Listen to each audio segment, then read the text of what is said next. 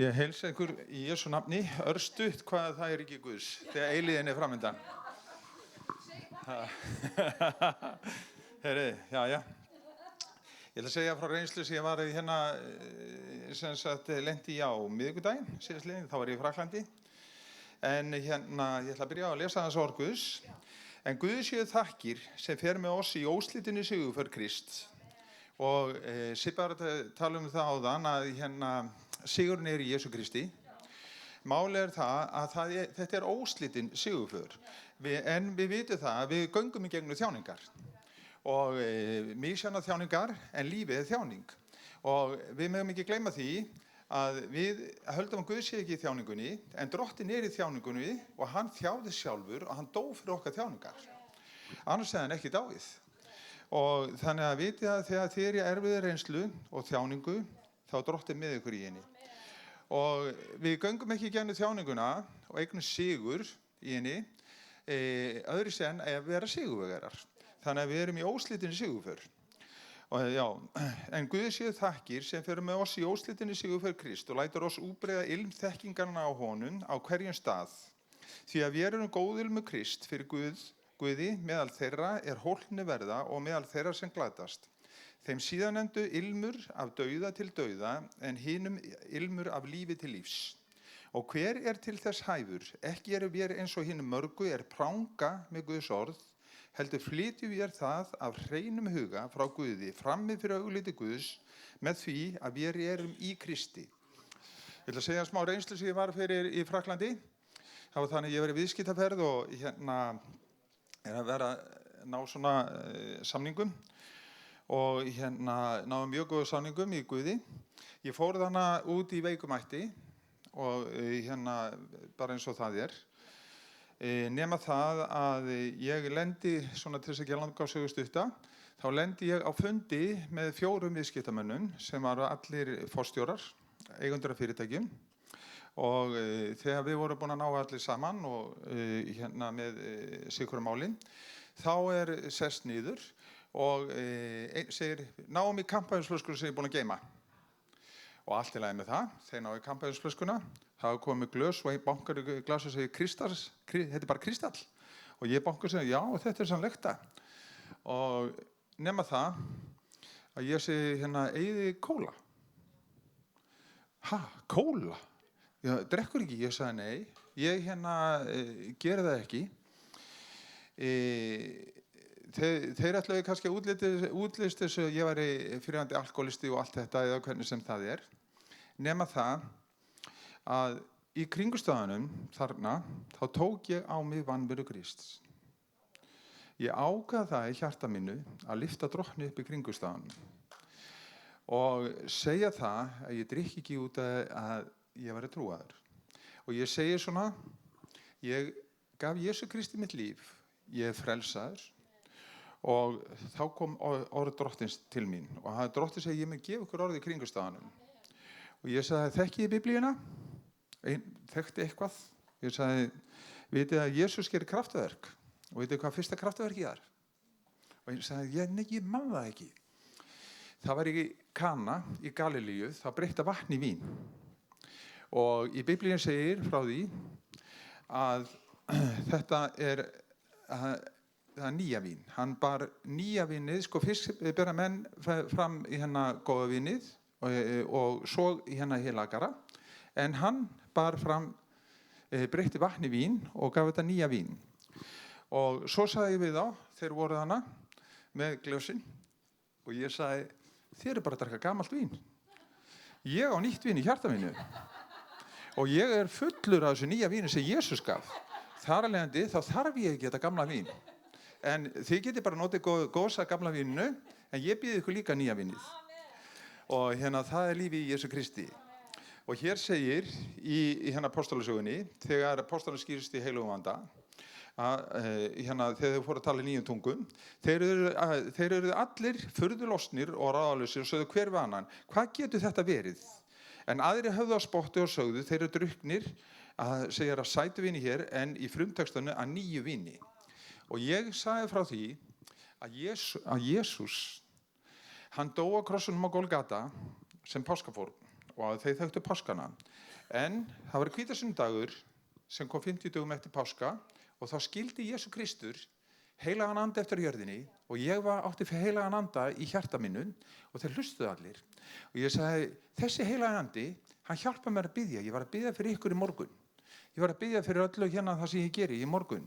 Og þetta nýja vín, það hjálpa að lesa Biblíuna og skilja lífið.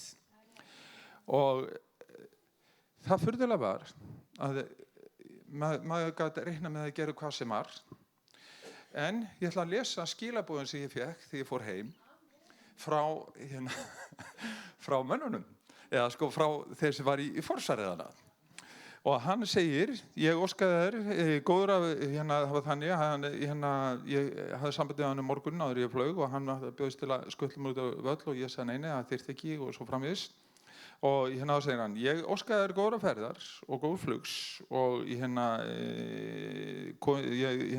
beð heilsa konunni og börnun og félaginu með partner. Svo kemur Guð blessi þig. Sko, þannig að við skulum ekki, sko, í kringumstæðunum, þá skulum við lyfta Drottni upp og það aldrei meir heldur en núna. Og vitið, við skulum lyfta honum upp í vanmætt okkar. Svo langar mig að ljúka þessu, Pétur fyrirgefðu, að Sibba var að tala að lyfta nafni Drottins upp og játa Drottin. Og ég var að tala þjáningu á það og Sibba var að tala sléttaveginn. Jesús kom til að færa niður hæðinar og fylla dalina.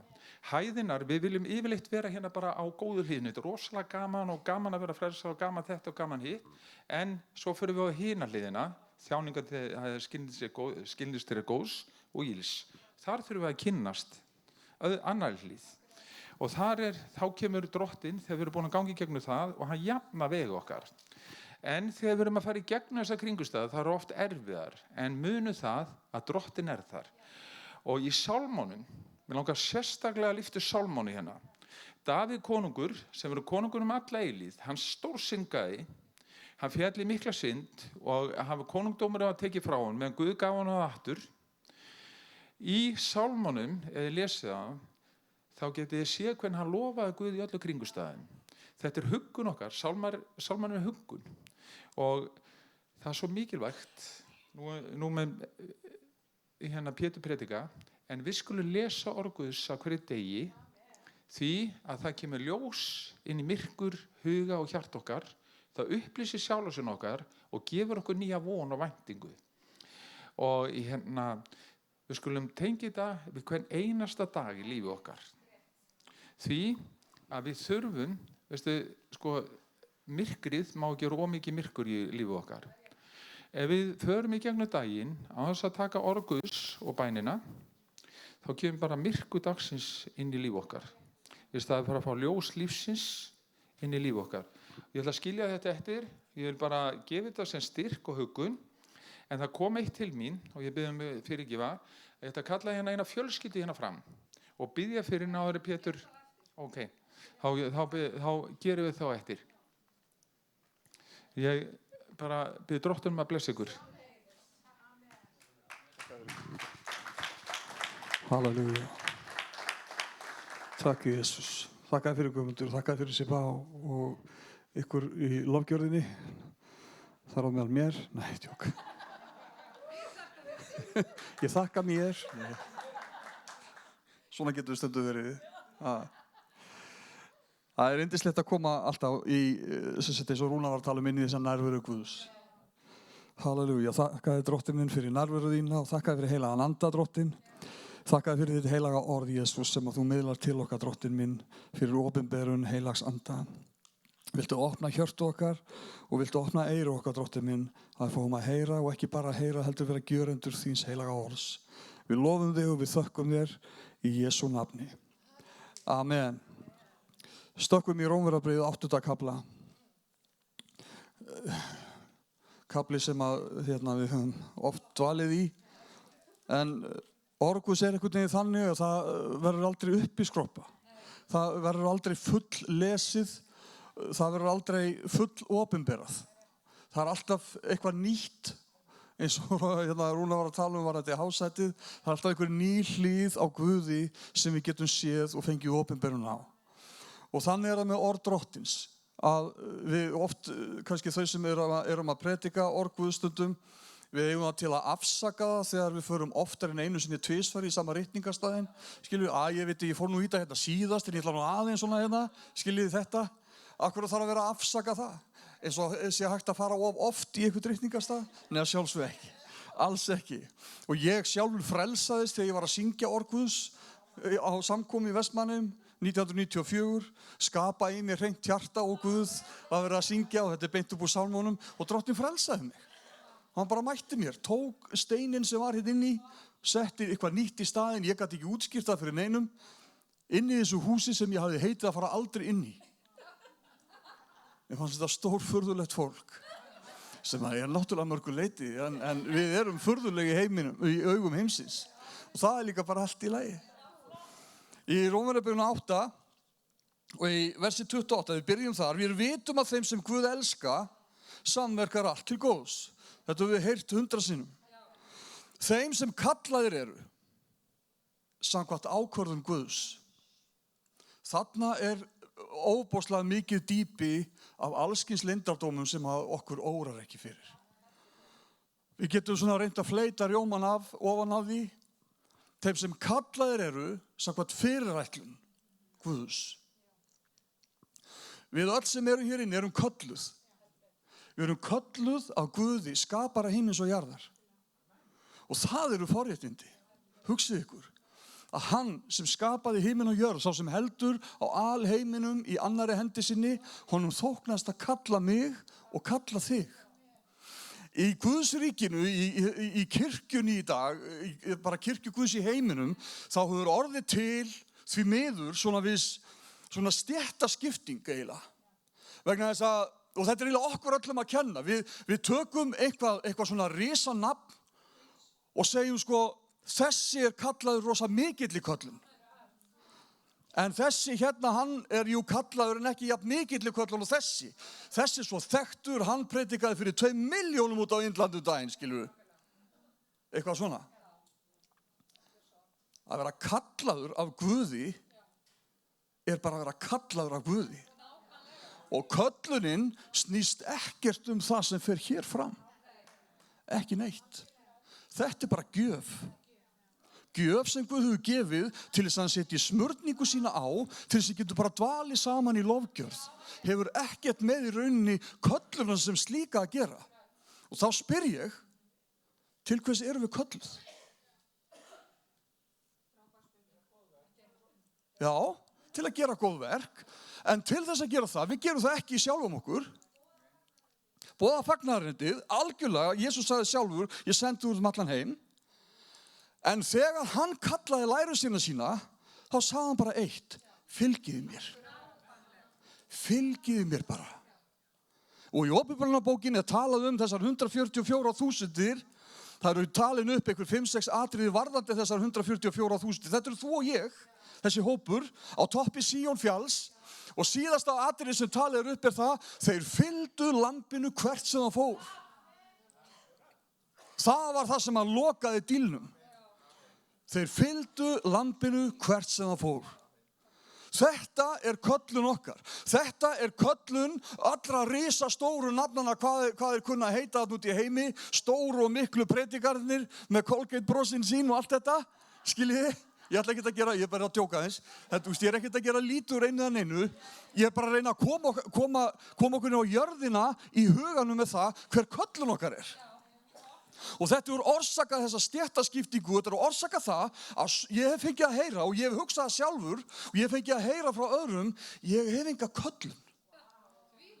Já, þetta sárt, þetta sorglegt. Vegna þess að mín köllun og þín köllun ekkert ómerkilegri heldur ykkur önnur köllun. Hún alveg jafn merkileg. Vegna þess að það var Guð sem kallaði. Og hann segir hérna, það sem hann þekkti fyrirfram. Vitið það, þegar við fæðumst inn í þennan heim, og orð Guðs mjög skýrt á þessu. Þegar við fæðumst inn í þennan heim, það ekki upphaf okkar. Vegna þess að við erum ekki bara líkami sem var til hér á jörðu. Við erum sál og andi líka. Og það var alveg eins og með okkur, eins og Adam og Evu forðum, að hann blés lífsanda í nasir okkar og þannig urðum við lifandi sál. Líkaminn bara dauður út af fyrir sig. En þegar andinn og sálinn komu frá Guði, þá lifnaði hann við. Þannig það líka með þig og mig. Þetta guðlega í okkur sálinn og andinn, gefin af Guði. Hugsa ykkur, við værum bara hold, þá værum við bara hold dáin hér. Það væri ekkert líf í okkur. Og eins og við köllum þetta, í þessari eilífð sem var, áður en að við örðum til hér, þegar við vorum bara þessi sál og andi, þá lagði Drottinn út áætlun sína, þessa fyrirætlun. Hann ákvað það löngu áður en að við komum hingað, hvað hann ætlaði að gera í mínu lífi. Það var löngu ákveðið. Áður en nokkuð var til, þá lagði hann fram þessa fyrirætlun, þessa áætlun, hvernig hann skyldi gjöra nafn sonar síns dýrlegt meðal sköpunarinnar. Manninu var ætlað að koma inn í heiminn. Honum var gefið lögmál sem var vitað að maðurinn myndi aldrei geta haldið. Aldrei. Vegna fattsins í garðinum forðum, þá gat hann ekki haldið lögmálið. Þess vegna var sonur Guðs að koma. Tilviljun? Nei, að sjálfsög ekki.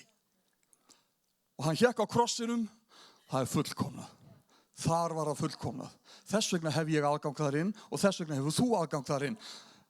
En þegar við vorum þar, þá sett hann í þessa áætlun fram og í þessari áætlun varst þú og ég. Og það sem við erum að gangi í gegnum hér. Og hann setur þetta heilaga nafn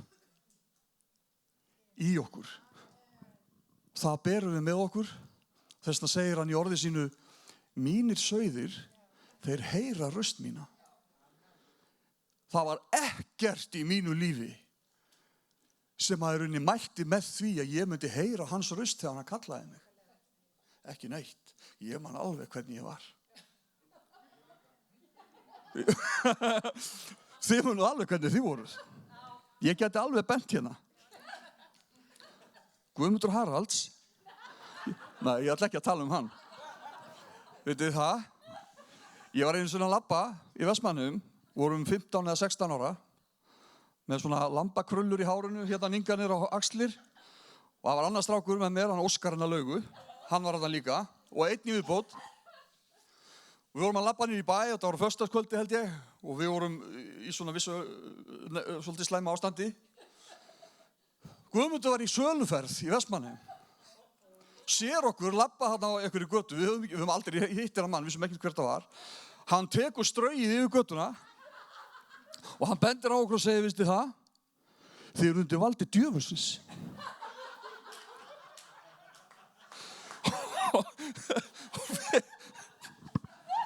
Og við okkur var svo við bara, eigum að lemja eða hvað? Hver er þetta? Hvað er hann að segja við okkur? En þetta bara satt. Já, svo spáði hann yfir okkur. Þarna höfum við verið svona 16-17 ára, 7 árum seinna. Kallaði Guð okkur. Nákvæmlega þessa 3 aðila. Á sama tíma. Vitið það, andi Guðs, hann raunverulegur. Og hann virkar. Það bara þannig. Svo komum við inn í hennan heim, fæðumst inn í hennan heim og við vitum ekki af því að inn í okkur eitthvað heilagt nafn. Jesú nafn. Svo byrjum við að ganga í gegnum þetta líf, förum í skóla og byrjum að vinna og bla bla bla. Svo tíminn okkar kominn og hann kallar okkur með þessu nafni. Og mínir sauðir þeir heyra röst mína, segir hann. Halleluja. Já, nákvæmlega. Svona köllun Guðs. Og það segir þá sem hann þekkti fyrirfram, hefur hann og fyrirhuga til að líkjast minn sonar síns. Svo hann sé frumburður meðal margra bræðra. Svo kemur þetta, þá sem hann fyrirhugaði, hefur hann og kallað. Hann hefur kallað þig, heilari köllun, sem ekkert minni köllun en einhvers annars. Og þá sem hann kallaði, hefur hann og réttlætt, Á Golgata. En þá sem hann réttlætti hefur hann einnig veggsamlega gjört. Og takiði eftir einu. Öll þessi upptalning, hún í nútíð. Þetta ekkert eitthvað sem að gerist þarna. Þetta ekkert sem að Guð sér bara eitthvað svona, já þetta kannski gæti gerst eitthvað stað þarna. Þá sem að réttlæti hefur hann kallað og mun eflaust gera svona veggsamlega gjört, skilur. Nei, í áætlun Guðs þetta niðursett. Ákveðið, það búið að skrifa undir með blóði drottins og því verður ekki breytt. Við munum líkjast honum, líkjast mynd svona Guðs. Það alveg sama hvernig við lítum út í speglinum í dag. Sum okkar líta mjög vel út í speglinum. Aðrir ekki í augum okkar. Og ég lít augu okkar sjálfur að segja okkur, nei, þú lítur ekki nógu vel út. Þó allir aðrir segja það. Drottinn hefur sett fram þessa áætlun. Og þú ert hluti af henni og því verður ekki breytt. Þú ert kallaður, þú ert kölluð, heilagri köllun. Hann hefur merkt okkur svona eins og málverk. Hann á okkur. Hann hefur eignar rétt á okkur. Og ég predikaði hérna síðast erfðaréttin. Við erum samarfar Krists. Við erum erfingjar Guðs. Vegna þess sem hann dó á krossinu fyrir 2000 árum síðan á Golgata. Og þannig virkjaði hann erfðasamningin. Halleluja.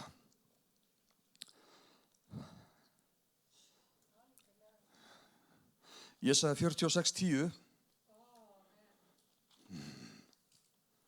Ég elska Jesaja. Hann hefur verið alveg geggjaður og ofsamaður í þessu. Hann lét ekki segja sér eitthvað vitleysu og enginn af þessum mönnum, þessum blessuðu mönnum. Vitið að þegar Drottinn, hann setur fram áætlun sína, munið þegar hann kallaði Pétur og sagði, Satan hefur krafist þér, við höfum farið í þetta hérna áður. Að sældur eins og hveiti, hann vissi, það var þegar ákveðið hvað hann skildi gangi í gegnum og það var tilgangur með því. Og hann sagði þegar út snúin við, hann sagði ekki ef þú út snúin við. Það var ritað í þessari áætlun og fyrirætlun Guðs að hann myndi snúa við. Þannig Drottinn. Munið að Jesús var á gangi og hann sagði, ég verð að fara Samaríu, Galileu, Samaríu. Vegna þess að það var kona þar við brunn. Hann sagði ekki, ég að hugsa að fara þarna. Ég verð að fara. Það í áætlun föður míns að ég farið þangað. Ég get ekki að farið út af henni. Ég áætlunin, segir hann. Ég verð að fara þarna. Ég veit ekki hvaða stað þú ert á í dag. Ég finn í hjarta mínu að margir sem tengja. Og vildi að væri stattur einhver staðar annar staðar. En þetta akkurat staðurinn sem Drottinn vill mæta þér á. Og hefur þegar sagt, ég verð að fara þangað. Ég verð að hitta hann eða hitta hana. Í Jesaja 46:10 ég kunngjörði endalokin frá öndverðu og ég sagði fyrirfram það sem eigi var enn fram komið. Vegna þess að sonur Guðs þekkir áætlun föðurins nákvæmlega. Sonur Guðs áætlun Guðs og við erum þarna inni. Köllunin leiðir okkur aftur á allskins staði. Ég meina, Rúnar, hann myndist á þetta hérna. Við sjáum að María og Jósef, þegar hún var orðin þunguð, ég ekki viss að hún hafði endilega viljað að fara til Egyptalands.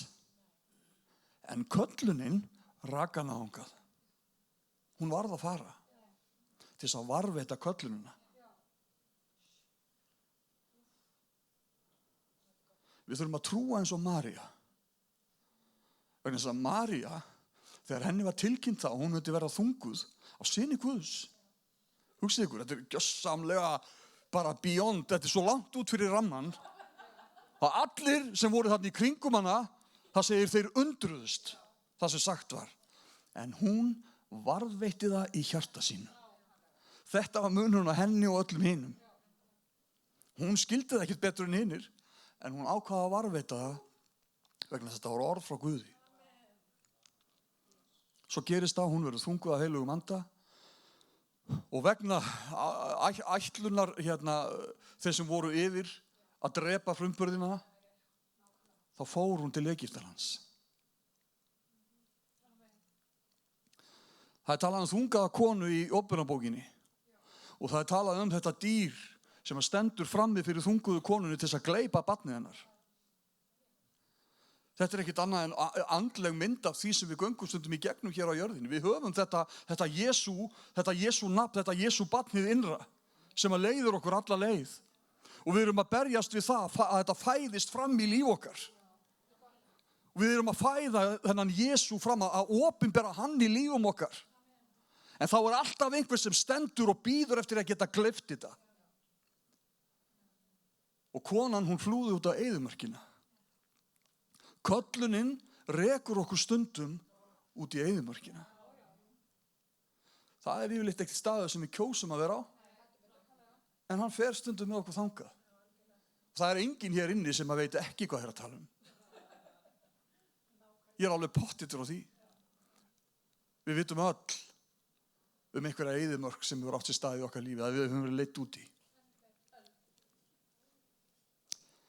Abraham, maður getur talað upp alls konar fólk í Biblíunni. Abraham, köllunin hans, hvert rak köllunin hans? Hann. Bara í burt úr heimalandinu, frá öllu, hann hafði ekki hugmyndu hvert hann var að fara. Drottinn sagði bara, farðu bara af stað, ég skal leiða þig. Ég sé mig í þessum aðstæðum. Vá. Og eins og ég hef sagt hérna áður, ég þurfti að fá býtu alltaf hreint áður, býtu hvar á ég að gista? Býtu hvar á ég að borða? Hvernig, þetta kostar helling, hvar á ég að fá pening fyrir þessu, skilur við? Þú veist, hvert á ég að fara fyrst? Svona eru við. Abraham, hann lagði bara af stað. Skiljið, hann vissi það að Drottinn myndi leiða hann. Jósef fór líka til Egyptalands, einn af bræðrunum. Það var köllurinn sem rak hann þangað. Og hugsaðu hvað gerðist þar, lenti í fangelsi, var upphafinn, eingöngu til þess að fara í fangelsi aftur. Það lítur hundleiðilega út. Og köllun Guðs virðist ekkert vera á spennandi stundum. En við þurfum að sjá tilganginn í köllunina alveg eins og Guð sér hana. Við þurfum að sjá allt fyrirheiti, við þurfum að sjá endan. Við þurfum að sjá þetta líka eins og María gerði. Ég ætla að varðveita þetta bara af því að Guð hefur talað. Við getum talað um alla lærisveinana líka og fullt af fólki þar sem að köllunin, Jesús sagði fylgiði mér. Og þeir lögðu allt til hliðar og fylgdu honum. En það tók ekkert endilega eitthvað, eitthvað gleði ganga við þar. Svona er þetta stundum. Jesaja 61, áfram í Jesaja. Jesaja er vinur minn. Halleluja.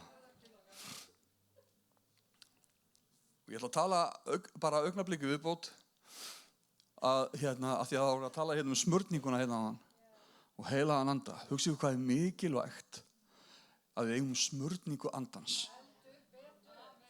Vegna þess að gjöfin, hvort sem hún er að spila á gítar eða trommur eða syngja eða biðja eða eitthvað, gjöfin er ekki það sem það málið snýst um.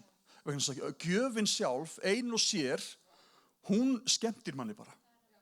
Við getum farið á ball og hlusta á frábæra tónlistamenn. Farið á tónleika og hlusta á heimsins bestu tónlistamenn. Og þetta er svona entertainment. Og stundum er það þannig í kirkjunni líka.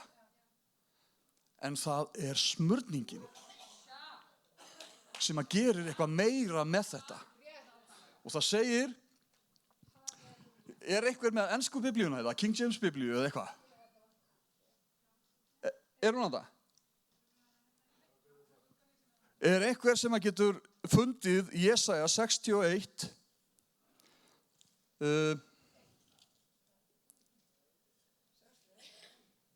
Nei, Jesaja 10. Já, bara, og dveldu þar bara aðeins.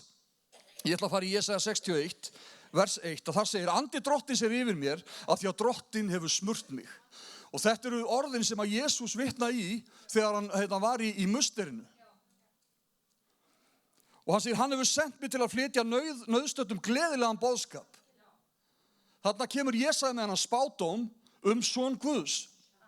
Og hann segir, og til að græða þá sem hafa sundur marið hjarta,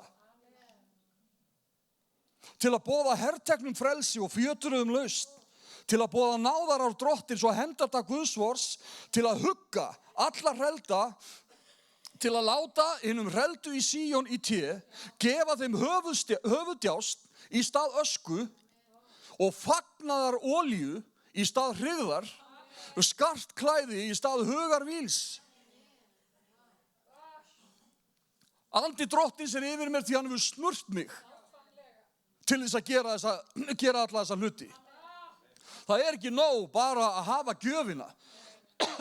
Drottin þarf að smyrja gjöfina til þess hún beri árangur.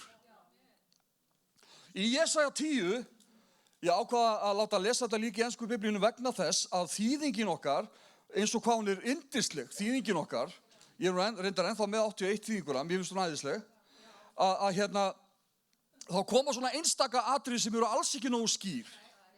Og það segir í Jesaja 10, versi 24, ég ætla bara að byrja á því að lesa hérna, Jesaja 10, 24, svo segir hinn alvaldi, drottin allsherjar, þú þjóð mín sem býr á Síón, óttast þú eigi Assúr, hann slær þig með sprota og reiðir að þér staf sinn eins og Egyptar gjörðu. Því að eftir skammar hríð reiðin á enda og þá beinist heift mín að eyðing þeirra. Þá reiðir drottin allsherjar svipuna gegn þeim eins og þegar hann laust Mídíansmenn hjá Órepkletti. Stafur hans útréttur yfir hafið og hann færir hann á loft eins og gegn Egyptum forðum. Á þeim degi skal byrði sú sem hann hefur á þig lagt falla af herðum þér og ok hans af hálsi þínum og okið skal brotna, það segir hérna fyrir ofurfitu sem í rauninni alveg bara sorglega leiðilegt orð. Vegna þess að orðið í King James eða ensku þýðingunni anointing. Okið brotnar ekki út af gjöfinni. Okið brotnar út af smurningunni. Það smurningin sem að brýtur okið í kirkjunni. Það orðið allt og mikið það í kirkju Guðs bara í heiminum að fólk sækist eftir þessu entertainment, þessari skemmtun. Og það alveg hægt, vegna þess að það fullt af skemmtun í kirkjunni og það á að vera skemmtilegt í kirkju. Ég ekki að tala það. En skemmtunin brýtur ekki okið. Gjöfin sem skemmtir manni, hún brýtur ekki okið. Það ekki gítarleikurinn sem að brýtur okið, eða söngurinn, eða trommuleikurinn, eða jafnvel predikunin. Það smurningin sem brýtur okið. Og það vantar þessa heilugu olíu, smurningu Guðs á svo marga staði í kirkju Guðs í dag. Og mér finnst það sorglegt. Og ég ekki að benda eitthvert, ég að benda hingað. Þess að ég fer á nákvæmlega sama stað sjálfur. Og ég hef stundum sagt okkur tónlistarmenn, tónlistarfólk, við erum samansafnað egoistum sem elskum athygli. Þetta bara sannleikur, og það ekkert athugavert við það. Það alls ekkert athugavert við það. Vegna þess að sá eða sú sem að framkvæma einhverja list, tónlist, einhver aðra list, fyrir framan fullt af fólki, upp á svona palli, þetta höfðar til egosins. Það bara mannlegt hold þannig. Ef við megum ekki lúta því, smurningin, hún verður að vera til staðar. Það hún sem brýtur okið. Alltaf. En af hverju ástandið stundum svona í einum kristna heimi í dag? Það svo mikið af jákvæðum og góðum hlutum að gerast í kristinni kirkju. Alveg rosalega. Það eru hundruð þúsunda að frelsast allan heim. Við heyrum bara svo lítið af þessu. Milljónir. Það þóknast ekki í fjölmiðlum eða þeir sem bera fréttirnar að segja frá því. En þetta bara að gerast. Fullt af frábærum hlutum að gerast út allan heim í kirkjónum. Bara svo við höfum það á hreinu. Ég ekki að kasta rýrð á það. Ég að draga fram í dagsljósi hlut það sem okkur skortir á.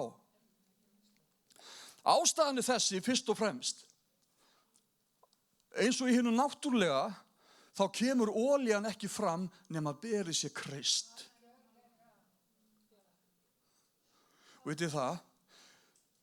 Það engin smurning. Ég leyfi mér að segja bara fyrir mig, þetta minn vitnisburður, sem ég hef upplifað, sem eins mikil eins og sá kemur með, sem hefur verið Kristur.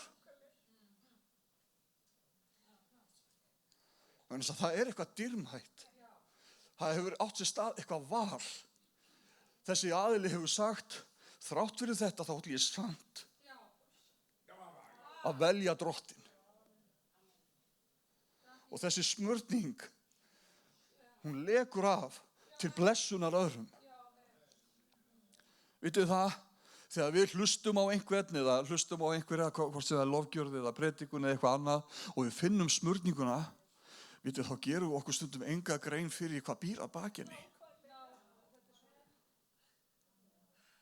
Við gerum alls ekki og ég sekur hana svo oft.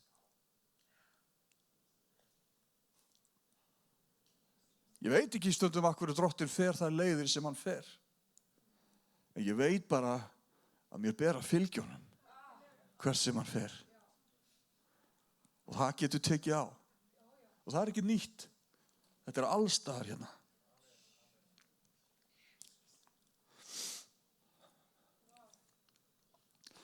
Þegar talað örkina í orði Guðs, þá yfirleitt, og í langflestu tilfellum hún táknmynd þessa höfðingjadóms Guðs. Örkin inn í musterinu og inn í tjaldbúðinni forðum var þessi staður þar sem að Drottinn talaði út orð sitt. Þangað fóru menn og leituðu Guðs, leituðu vilja Guðs. Hvernig eigum að gera þetta? Eigum að fara í þessa baráttu þarna? Eigum að berjast þarna? Hvenær eigum að gera það og hvernig eigum að gera það? Á þessi ættkvísla að fara fyrst, skiljið, og Drottinn svaraði. Örk Guðs var í hávegum höfð í Gamla testamentinu, vegna þess að það var táknmynd af nærveru Guðs og þar var nærvera Guðs.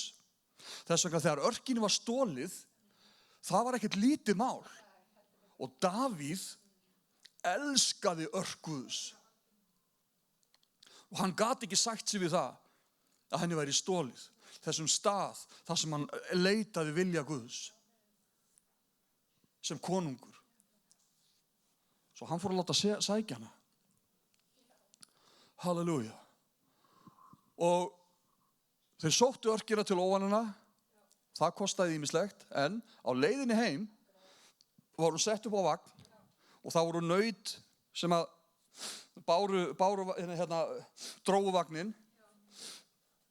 Og fyrir ekki þið. Og þær bauluðu alla leiðina heim. Þetta ekkert annað en dýrunum gefið að lofa Drottinn líka. Okkur órar ekki fyrir hvað í rauninni gerist í dýraríkinu. En allavega, svo tekið fram að þegar þeir voru að fara fram hjá Þreskivelli Nakóns. Þreskivöllur sá staður þar sem að kornið lagt niður og því það voru yfirleitt asnar eða nautgripir sem að drógu svona planka sem voru bundnir saman og drógu þetta á eftir sér yfir kornið. Þetta var til þess að brjóta upp kornið og til þess að skilja hismið frá hveitinu. Þessi Þreskivöllur, það ekki akkúrat þarna? Alveg eins og Ússa gerði þarna þegar voru að fara þarna framhjá, þá studdi hann við örkina vegna þess að hún fannst eins og hún væri að detta. Hann dó á staðnum. Það ekki akkúrat þarna þegar við erum leitt framhjá þessum Þreskivelli í líf okkar, þegar verið að brjóta upp þetta hold, þegar verið að aðskilja hismið frá hveitinu sjálfu, þegar verið að brjóta niður þetta hold sem að vil hamla okkur á göngunni með Guði, þegar við göngum þar framhjá, það ekki akkúrat þá sem að við viljum styðja við höfðingjadóm Guðs og skipta okkur af því hvernig Guð vil gera hlutina. Það akkúrat þar sem að við ætlum að fara að setja okkur heyrðu, byrju, ég skal hjálpa þér aðeins með þetta. Þú gerir þetta ekki alveg nógu vel. Eins og hann sé eitthvað að fara að missa þetta úr höndunum. Þetta ekkert annað en fyrirmynd eða táknmynd fyrir okkur í dag. Við förum fram hjá þessum þreskivelli og gegnum hennan þreskivöll margoft. Og eins og hold okkar ekkert annað en hismi utan þetta hveiti sem sonur Guðs. En hann vill opinbera son Guðs í líf okkar. Þess að þarf hann að ýta stundum holdinu til hliðar. Og hann fer með okkur inn á hennan þreskivöll og það eru stundum bara asnar sem gangi yfir okkur. Það bara þannig stundum. En allt þetta til þess að opinbera þessa áætlun Guðs í líf okkar. Dýrsiðir Jesús. Það segir í Sálmi 51, hann var særður vegna vorra synda og hann var kraminn vegna vorra misgjörða. Þess vegna segir í Sálmunum, Guði þekkar fórnir, sundur marinn andi og sundur kramið hjarta. Vegna þess að þegar það gerist, þá einhver olía sem að kemur út, þegar við erum kreist svona, olía sem heilug, sem heilagur andi Guðs, sem til blessunar öðrum, eins og okkur órar ekki fyrir.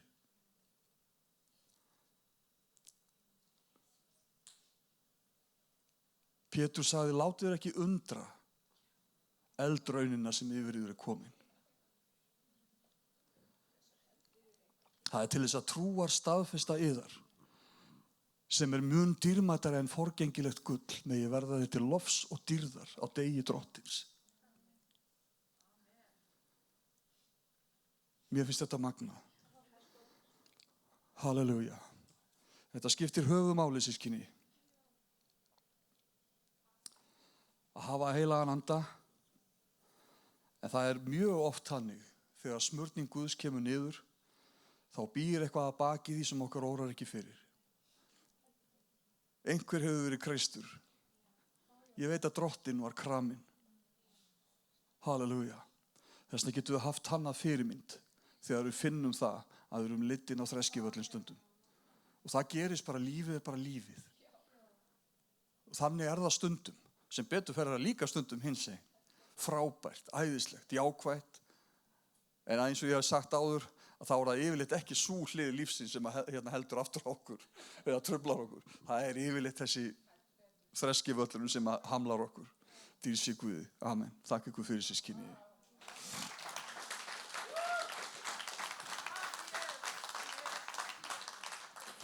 Já, hér. Ég held ég ná mig bara að valla á strik eftir þetta. Mér stíka í þessu sambandi og að tala þegar við göngum inn í köllun okkar. Vitið hvenær Jesús fekk viðurnefni Kristur, sem þýðir hinn smurði, þegar hann gekk inn í köllun sína. Þá var hann kallaður Kristur, hinn smurði. Þá kom smurningin, þessi 3,5 ár sem hann starfaði. Magnað. Það væri ekki frábært að við fengjum eitthvað svona viðurnefni. Og hann svo smurð. En það gerist með því að vera kreist. Ég hef verið kreist oftar en ég kann að meta. Rísum á fætur. En drottinn